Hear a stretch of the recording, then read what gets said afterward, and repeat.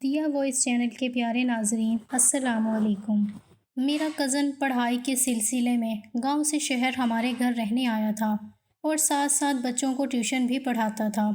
میں پڑھائی میں کمزور تھی۔ امی کہنے لگی باہر جانے سے اچھا ہے اپنے کزن کے پاس ٹیوشن پڑھ لو۔ میں روزانہ رات کو اس کے پاس پڑھنے لگی۔ ایک دن امی نانی کے گھر گئی، ہم گھر اکیلے تھے کہ پڑھائی کرتے کرتے وہ مجھے اندر کمرے میں میرا نام رمشا ہے، میں ایک متوسط گھرانے سے تعلق رکھتی ہوں۔ ہم 2 بھائی اور 2 بہنیں ہیں۔ میں نے میٹرک ہائی سکول سے پوری کی اور میرے ساتھ میری بچپن کی دوست ماہنور بھی تھی۔ ہم شروع دن سے اکٹھے اسکول جاتے اور آتے۔ یہ کہانی میری دوست کے متعلق ہے جس نے بہت آزمائش اور مشکلوں کے بعد اپنی زندگی کو سنوارا۔ ماہنور میری پکی دوست تھی۔ والدین کے پیار نے اس کو زندگی کی سب خوشیاں دے رکھی تھیں۔ وہ غم جیسی کیفیت سے آشنا ہی نہ تھی۔ وہ اور میں اکٹھے اسکول جاتے۔ میں اکثر اس سے مستقبل کے بارے میں پوچھتی۔ میرا مستقبل بہت اچھا ہوگا، وہ جواب دیتی۔ ہمارے اسکول میں لڑکیاں اکثر شادی کے بارے میں باتیں کرتی، لیکن ماہنور کو ان باتوں کی پرواہ نہ تھی۔ اس کے نزدیک ایسی باتیں فضول باتیں تھیں۔ اس کا یقین تھا جو نصیب میں ہوگا وہ مل جائے گا، پہلے سے کیا سوچنا۔ مزمل اس کا چچا زاد تھا، گاؤں میں رہتا تھا اور پڑھائی کے سلسلے میں ماہنور کے گھر آیا ہوا تھا۔ اس نے امتحان دیتے ہی جاب ڈھونڈنا شروع کر دی۔ وہ نیک اور سمجھدار لڑکا تھا، بلا ضرورت کسی سے بات نہیں کرتا تھا۔ اس کی شخصیت میں ٹھہراؤ تھا، تب ہی سب اس کی عزت کرتے تھے۔ جلد ہی اس کو ایک محکمے میں اچھی نوکری مل گئی۔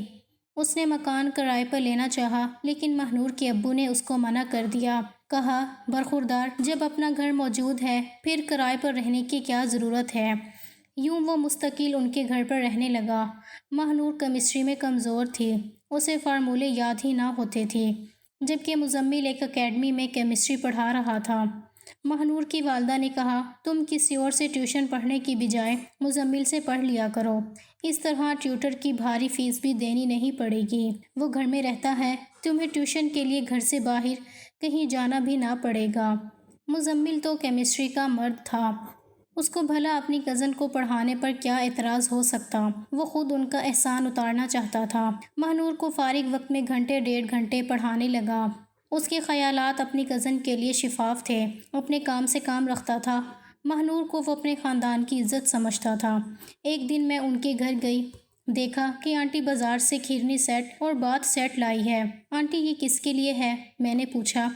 بولی ماہنور کے جہیز کے لیے ہے۔ یہ فقرہ سن کر پہلی بار میں اپنی سہیلی کے چہرے پر سرخی دیکھی، گویا وہ اب شادی کے بارے میں سوچنے لگی تھی۔ جب ہم دونوں کمرے میں جا بیٹھی میں نے اس سے پوچھا کیا آنٹی نے تمہارے لیے رشتہ دیکھ لیا ہے؟ کون ہے وہ خوش نصیب جو تمہارا ساتھی بننے جا رہا ہے؟ بولی ابھی تو کوئی ظاہر نہیں ہوا، سامنے آئے گا تو بتا دوں گی۔ ابھی ہم یہ باتیں کر رہے تھے کہ اچانک سامنے سے مزمل آتا دکھائی دیا۔ ماہنور نے اسے دیکھا تو چونک سی گئی۔ میرے منہ سے نکلا کہیں وہ خوش قسمت یہ تو نہیں ہے؟ وہ جواب دینے کی بجائے مجھ کو حیرت سے دیکھنے لگی۔ اس دن پہلے کبھی میری سہیلی نے ابھی مستقبل کے بارے میں نہیں سوچا تھا۔ اس روز جب وہ بستر پر لیٹی اس نے سوچا ہمارے گھر میں ہی لڑکا رہتا ہے اور میرا ابھی اس کی طرف دھیان ہی نہیں گیا۔ اپنے تمام عزیزوں اور رشتہ دار لڑکوں کا مقابلہ مزمل سے کیا تو اس کو سب سے بہتر وہی نظر آیا۔ تب ہی اس نے ارادہ کر لیا کہ اگر والدین نے اس کو انتخاب کر دیا تو وہ دوسروں پر مزمل ہی کو ترجیح دے گی۔ اس کا خیال تھا کہ والد نے اس کی شادی کے لیے مزمل کا انتخاب کر رکھا ہے۔ اب وہ ہر روز سوچتی کہ کس طرح اپنے خیالات سے مزمل کو آگاہ کرے۔ ڈر تھا کہ کہیں وہ ناراض نہ ہو جائے۔ ایک دن مزمل اور ماہنور اکیلے کمرے میں بیٹھے پڑھ رہے تھے کہ ماہنور نے باتوں باتوں میں کہہ دیا کہ وہ زندگی کے ایک اہم مسئلے کے بارے میں اس سے بات کرنا چاہتی ہے جو ان دنوں اس کو بہت پریشان کر رہا ہے۔ پھر اس نے ہمت کر کے کہہ دیا مزمل کچھ عرصے سے یہاں رہ رہے ہو، تم کو اندازہ ہو گیا ہوگا کہ میں کیسی لڑکی ہوں۔ ہمارے گھر اول تو کوئی رشتہ دار لڑکا آتا نہیں بھولے سے، تو میں کسی سے بات نہیں کرتی۔ ہمارے گھر کا ماحول بہت ہی پاکیزہ ہے، تم جانتے ہو، اور تم بھی اچھے ہو بہت۔ میں چاہتی ہوں کہ تم سے وہ اہم بات شیئر کر لوں جو میرے دل میں ہے۔ میں کسی سے محبت وغیرہ کی بات نہیں کر رہی، لیکن اس عمر میں ہم کو جیون ساتھی کے بارے میں سوچنا ہی پڑتا ہے۔ میں تمہیں اپنے لائق پاتی ہوں اور چاہتی ہوں کہ تم سے پوچھوں کہ تمہارا میرے بارے میں کیا خیال ہے۔ مجھے سچ سچ بتا دو اور جھجکنا بھی نہیں۔ کچھ دیر سوچنے کے بعد اس نے کہا، مہنور تم بہت اچھی لڑکی ہو، اس میں کوئی شک بھی نہیں۔ لیکن یہ کہہ کر اس نے مہنور کے چہرے کی طرف دیکھا۔ اس لڑکی کی آنکھوں میں اس کو امید کے دیے جلتے نظر آئے اور چہرے پر ایک خوش کن جواب کا انتظار تھا۔ وہ سمجھ گیا کہ اس کی کزن نے اس سے کیا کیا توقعات وابستہ کر لی ہیں۔ اس نے اپنی معصوم سی کزن کو نا امید کرنا مناسب نہ سمجھا۔ جب مہنور نے خود توجہ دلائی، مزمل نے بھی اس کے بارے میں سنجیدگی سے سوچنا شروع کر دیا۔ انکل اس سے یوں بھی بہت پیار کرتے تھے اور آنٹی بھی شفیق تھیں۔ ان کے گھر کا ماحول پرامن اور سکون بخش تھا اور مہنور کو زمانے کی ہوا چھو کر نہ گئی تھی۔ وہ عام لڑکیوں سے بہت مختلف تھی، سادہ دل، سادہ لو۔ اس میں چالاکی نام کی کوئی چیز نہ تھی۔ اس نے ٹھان لی، مناسب وقت آئے گا تو اپنے والد کو لا کر انکل سے مہنور کا ہاتھ مانگ لے گا۔ فی الحال کچھ جاب کرنے اور کچھ کر دکھانے کا جذبہ دل میں موجود تھا تاکہ رشتے کے جواب میں انکار کی گنجائش نہ رہے۔ وہ شہر میں گھر بنانا چاہتا تھا تاکہ اس کی آنٹی یہ اعتراض بھی نہ کرے کہ تم گاؤں میں رہتے ہو، میری بیٹی گاؤں میں کیوں گزارا کرے گی۔ ادھر اس کے من میں یہ سوچیں چل رہی تھی کہ انہی دنوں مہنور کے گھر میں مہمان آ گئے۔ وہ 3 لڑکیاں اور ان کی ماں تھی۔ رشتے میں اس کی خالہ ہوتی تھی۔ خالہ نے مہنور کو دیکھتے ہی تہیہ کر لیا کہ وہ اس من موہنی لڑکی کو ہی اپنی بہو بنائے گی۔ اس کے شوہر کی کپڑوں کی دکان تھی اور بیٹا اپنے والد کے ساتھ اس کاروبار میں ہاتھ بٹاتا تھا۔ غرض یہ لوگ کہ بہت دولت مند تھے۔ خالہ نسیم نے وقت ضائع کرنا مناسب نہ سمجھا اور جانے سے قبل اپنے بیٹے کے لیے رشتے کی بات کر دی۔ مہنور کی ماں نے کہا، سوچ کر جواب دوں گی، اپنے خاوند سے مشورہ کر لوں۔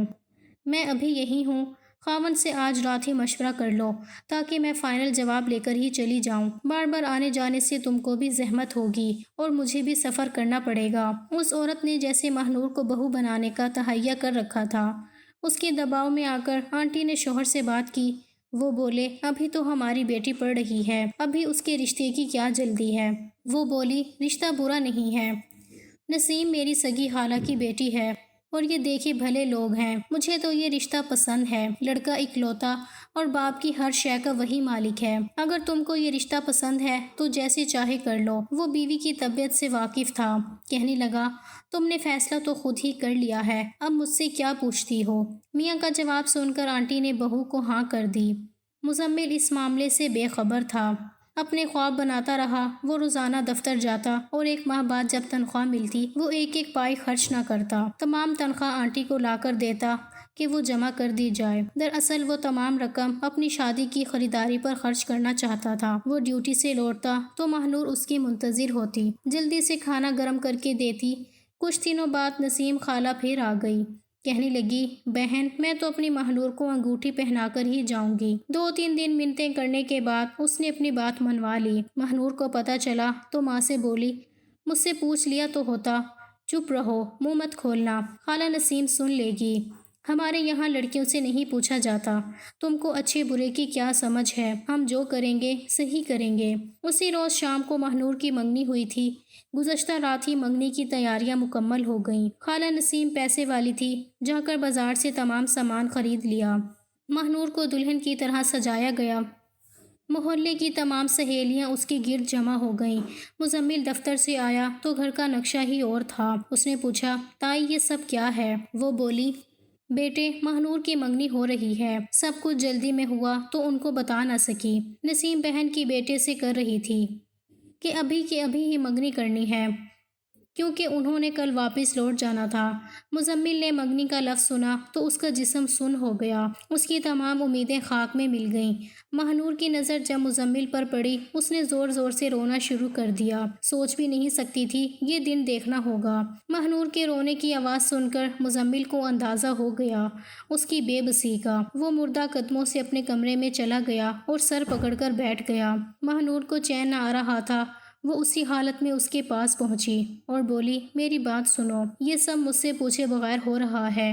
والدین زبردستی میری منگنی کر رہے ہیں، اب تم ہی کچھ کرو۔ وہ کہنے لگا، جب تم سے کچھ نہ ہو سکا تو میں کیا کروں؟ میں تو یہاں بطور مہمان ہوں اور تمہارا اپنا گھر ہے۔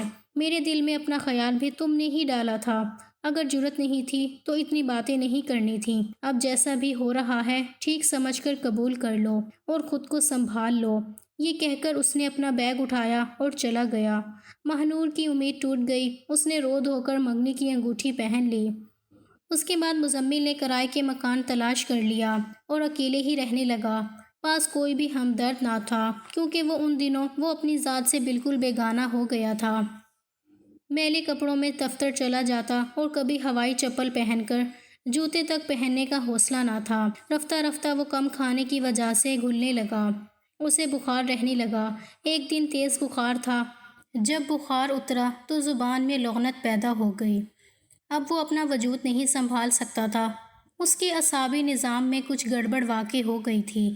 اس کو دوست پہلے ہسپتال لے کر گئے اور بعد میں اس کے والدین کے پاس گھر لے گئے۔ اس کو گاؤں کے حکیم کو دکھایا اور کچھ جڑی بوٹیوں سے علاج کروایا مگر افاقہ نہ ہوا۔ رفتہ رفتہ اس کا ایسا حال ہو گیا کہ وہ ہاتھ میں پانی سے بھرا ہوا گلاس بھی نہ پکڑ سکتا تھا۔ دوبارہ اسے شہر لائے، ایک ماہر ڈاکٹر کو دکھایا۔ اس نے کہا بہت دیر ہو چکی ہے، شروع میں لے آتے تو شاید علاج ہو جاتا۔ غرض اس نے لا علاج کر دیا۔ کہا کہ کمر کی سرجری سے ایک چانس ہے مگر موڑوں کا یہ آپریشن کرنا ناکام رہا تو معذوری کا خطرہ ہے۔ 50% صحیح ہونے کا امکان ہے۔ اس پر مزمل نے سرجری کروانے سے منع کر دیا اور وہ ہمیشہ کے لیے ویل چیئر پر آ گیا۔ ہر ایک کو اجنبی نگاہوں سے دیکھتا تھا۔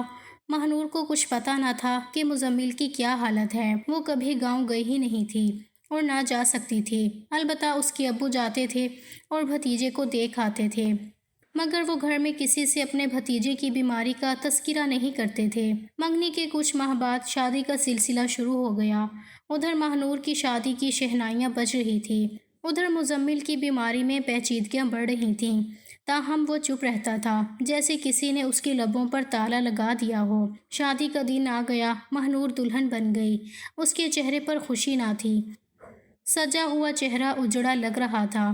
وہ اتنی دکھی ہو رہی تھی کہ دکھ سے رو بھی نہیں سکتی تھی۔ اس کے تمام سنہرے خواب چکنا چور ہو چکے تھے۔ شادی کے دن بھی وہ دعا مانگ رہی تھی کہ مزمل آ جائے۔ اس کو خبر نہ تھی کہ اس کا نہ آنا بہتر تھا۔ نکاح کے وقت رجسٹر پر دستخط کرتے اس کے ہاتھ کانپ رہے تھے۔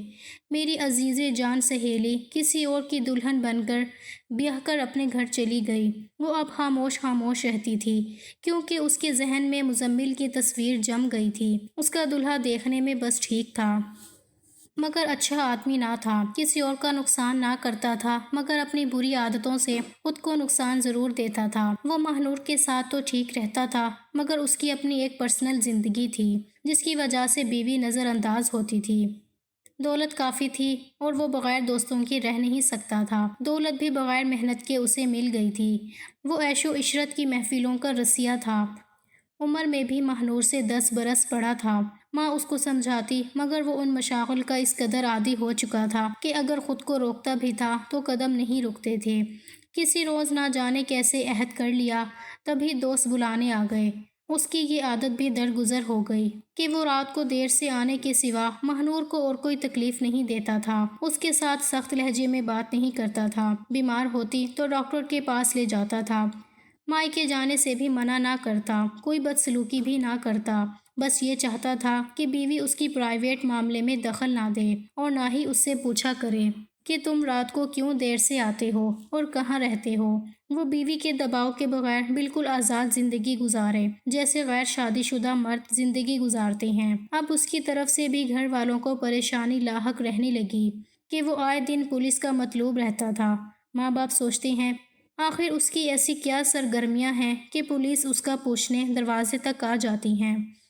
وہ تھانے جا کر رقم بھراتے اور وہ لوگ کچھ عرصہ چپ بیٹھ جاتے۔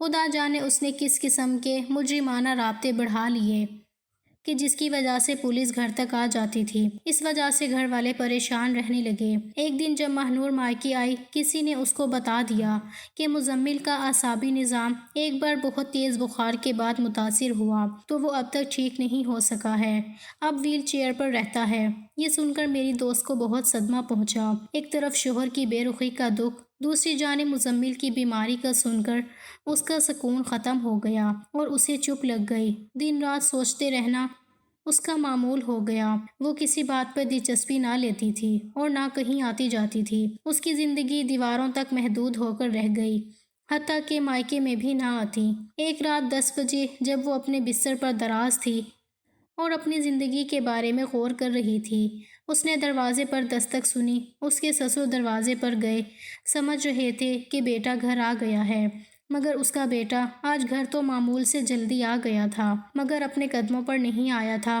بلکہ دوستوں کے کندھوں پر آیا تھا۔ انہوں نے بتایا کہ کسی جگہ ایک جھگڑے میں رحمان کو گولی لگ گئی ہے اور زخمی ہے۔ رات کا وقت تھا، وہ اس کو ہسپتال لے جانے کی بجائے شدید زخمی حالت میں گھر لے آئے۔ خدا جانے یہ کیسے دوست تھے۔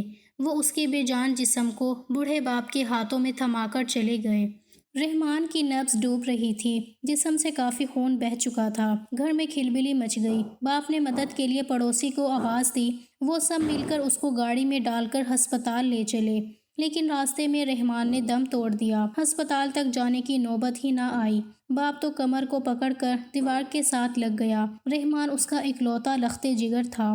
پتہ چلا گانا سنتے ہوئے جھگڑا ہوا اور ایک تماش بین سے گولی چل گئی جو نشے میں تھا۔ دوست بھی ویسے ہی تھے جنہوں نے ہسپتال لے جانا مشکل جانا۔ وہ اس کیس میں پھنسنے کو تیار نہ تھے۔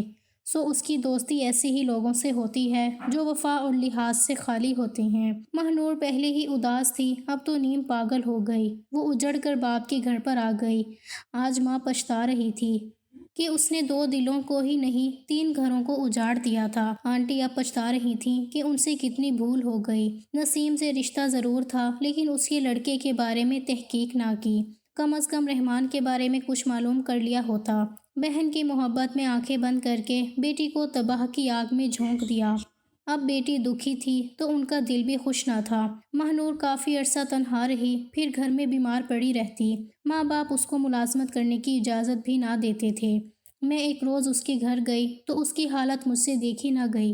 میں نے آنٹی کو سمجھایا کہ اگر مہنور ملازمت کرنا چاہتی ہے تو اسے کرنے دیں، اس طرح اس کا دھیان بھٹکے گا اور دل بہل جائے گا۔ وہ معاشرے میں اپنا کچھ تعمیری کردار ادا کر سکے گی۔ یوں گھر میں ایک قیدی کی طرح بند رہ کر تو وہ اپنی آگ میں جل جل کر راکھ ہو جائے گی۔ انہوں نے میری بات کی لاج رکھی اور بیٹی کو ملازمت کرنے کی اجازت دے دی۔ میں نے مہنور کے لیے اپنے اسکول میں جاب کی گنجائش نکالی۔ وہ میرے ساتھ اسکول میں پڑھانے لگی۔ جب وہ گھر سے نکلی اس میں کافی تبدیلیاں آ گئیں اور اسکول کے بچوں میں اس کا دل لگ گیا۔ وہ اب ان کے درمیان ہنستی مسکراتی تو بہت اچھی لگتی ہے۔ افسوس کہ ہمارے معاشرے میں کتنی ہی ایسی نیک اور اچھی لڑکیاں ہیں جو والدین کے غلط فیصلوں کے باعث اجڑ جاتی ہیں۔ ایسی لڑکیوں کو اگر کوئی تعمیری کردار ادا کرنے کا موقع میسر آ جائے تو ان کی زندگیاں مزید تباہ حال نہ ہوں، ورنہ وہ گھٹن کا شکار ہو کر خود کو بیکار سمجھنے لگیں گی۔ مہنور کے معاملے میں تو میرا یہی تجربہ ہے۔